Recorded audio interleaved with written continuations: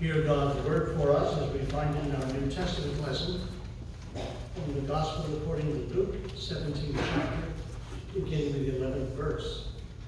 You'll find it on page 1627. Hear God's word for us. Now on Jesus' way to Jerusalem, he traveled along the border between Samaria and Galilee. And as he was going into a village, 10 men who had leprosy met him. They stood at a distance, called out to him in a loud voice, "Jesus, Master, have pity on us." When he saw them, he said, "Go, show yourselves to the priests." And as they went, they were cleansed. One of them, when he saw that he was cleansed, came back, praising God in a loud voice. He threw himself at Jesus' feet and thanked him. And he was a Samaritan. Jesus asked, "Were not all 10 cleansed? Where are the other 9? No one was found to return and give praise to God except for this foreigner." Then Jesus said to him, "Rise and go. Your faith has made you well." Amen. This is the word of God. Thanks be to God. Let us pray.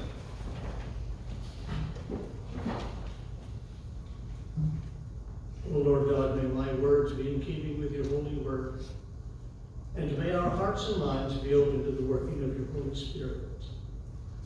That hearing your word, we would understand it, and understanding it, seek to do it. In the name of the Christ, amen. It was in July when my grandson Ben visited us. A rainy day, so we sat inside, and he's an avid sports fan, both as a spectator and also as a participant. And we're flipping channels. He's very good at that, by the way. Very good. So we're surfing the web, as he said. We're surfing the channels. And we came upon a football game, July. A live football game. Shook his head. Said, "Granddad, some seasons just go on too long." You know, he's right. Yeah, I remember sitting in Memorial Stadium. It was the Orioles playing the Pittsburgh Pirates in a playoff game. And it was October. And there were snowflakes in the air. I remember when seasons ended earlier than that.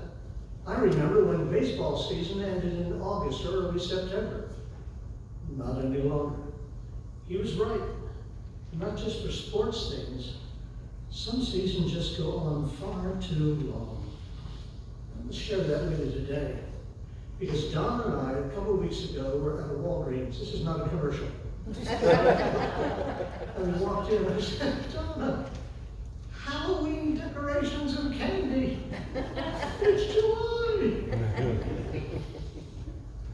Asked the person who was stacking the shelves about that. He said, "Oh, don't worry, there's more coming." Oh my. And let me ask you, when is Halloween? October 31st. October 31st. Yeah. Now that's what we thought. But apparently it begins whenever commercial opportunities arise, and that's exactly what happened. And it ends the day after Halloween. It's celebrated by costumes and candy and cards and all sorts of things, parades and parties in schools, but it goes on too long because by the time you get to the end of the season, October 31st, we're tired of it. It's been around far too long. Here's another one. When does Thanksgiving occur? The 4th Thursday in November. Or, in the eyes of the stores, as soon as the Halloween stuff is cleared off the shelf. That's the way it works. We think it ends the next day, but it begins much earlier, and the other stuff goes on sale. Now you know Christmas. December 25th, of course. When does that begin? Day after Halloween. Right after the other stuff is cleared off the shelves. That's right. Now, officially in the secular world, the Christmas begins the day Santa Claus brings up the end of the Macy Day parade, right? He comes at the end. That's the official Christmas. For Christians, it's Advent. Advent is those 4 Sundays before Christmas. Not any longer. Not for them, anyway. Oh, goodness. And we know how we celebrate it. We celebrate it with sounds of the season. Sunday, December 8th this year. I would have expected that from Ralph. The Christmas cards and candy and all sorts of things, and Peeps. Peeps now are available for all holiday seasons. That is official. It's official. Oh, goodness. Easter. Easter occurs for us during the season of Lent. And that's essentially 5 weeks before Easter. Begins Ash Wednesday and ends on the Holy Week. Not in the stores, fans. No. As soon as they can, they put out the Easter stuff. And the Peeps are back again. They go on too long. You get the point. I've made the point. Not only made the point, but I've probably overdone it. But the fact is, every season I've mentioned supposedly has a beginning and an end, either according to the world or according to the church.